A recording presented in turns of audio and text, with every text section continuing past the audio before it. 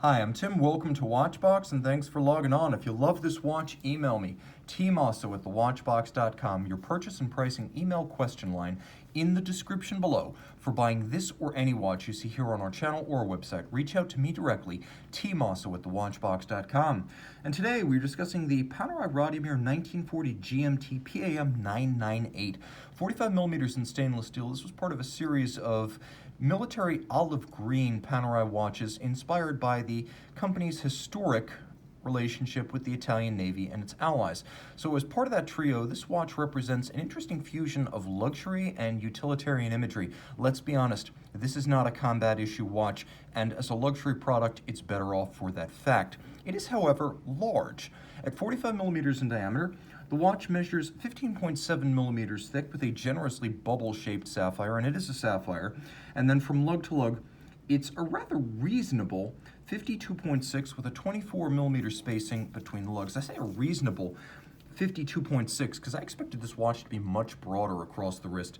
My wrist is 16 centimeters in circumference. You can see this over-the-top shot to give scale. You can see the cuff shot, it's not going to fit underneath the dress sleeve, that's for sure. And then the down the barrel shot. I would say the smallest wrist to wear this watch well is probably going to be 14 centimeters in circumference, and I was surprised by how much clearance I had on each side with the lugs. They're so spare and barely there that the watch effectively wears like a square.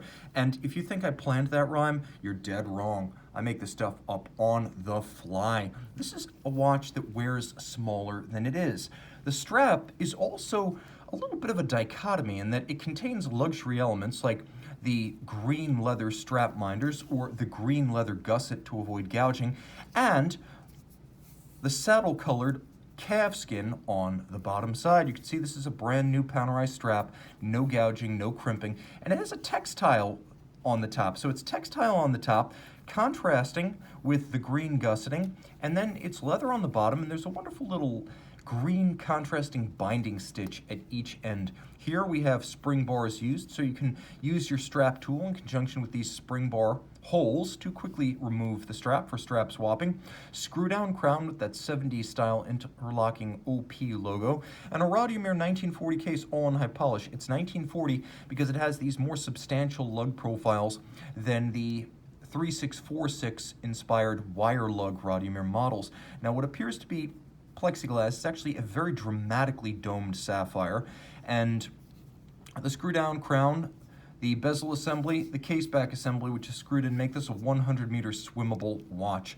Let's screw that crown out for the time being. I'm going to actually remove some of the fingerprints here, and we're going to take a look at the dial and some of the features. It is a sandwich dial, so a stencil of numerals and indices on top of a solid disc of luminova. In this case, it is ecru or Fotina luminova to give it a warmer look. We also have rose gold plated hands at center for the same reason, and you can see that when I am adjusting the watch, and I'm going to do my best to work independently through the other complications, I have this local hour hand, so I can change my current time and jump the date forward or backwards depending on whether I'm traveling east and west. Watch the seconds hand, which is coaxial with the AM PM display for that second time zone, but watch that as I put the watch in stop seconds mode. Now it's 0 resets, and I can set the watch to the second. You'll note that as that second time zone advances, the AM-PM index at 9 o'clock, that's coaxial with the second, that advances as well. So though this moves in 12-hour sweeps, you will know whether your reference time zone is in the midst of day or night.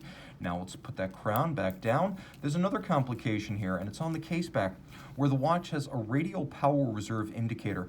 Micro rotor automatic, manufacturer caliber 4000, automatic winding, 3-day power reserve indicator, stop seconds with 0 reset seconds, true second time zone, and then it's very rugged with a full balance bridge and a free sprung balance. Those two features, which you'll see, for example, on Rolex movements, make this a very tough timekeeper.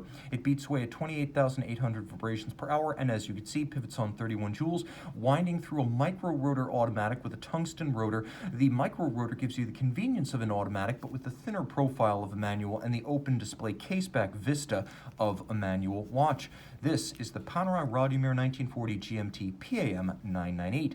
Email tmosso@thewatchbox.com for purchase and pricing details. And we're back with the PAM00998. Note that all the hands on the dial are loomed.